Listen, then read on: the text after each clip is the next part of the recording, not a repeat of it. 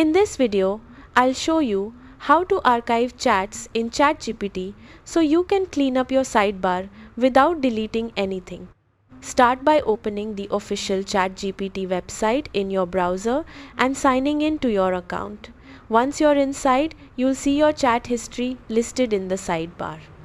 To archive a single chat, go to the left sidebar and hover over the conversation you want to tidy up. When extra options appear, click the three dots next to the chat title.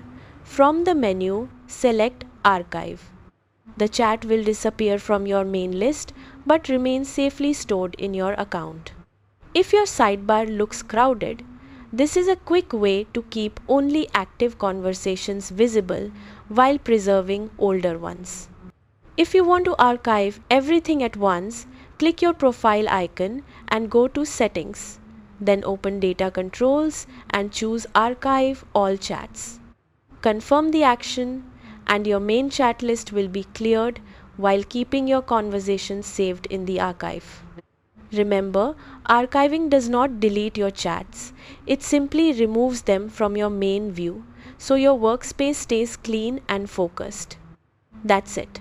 Sign in, open your chat list, archive individual conversations, or use settings to archive all chats in one step.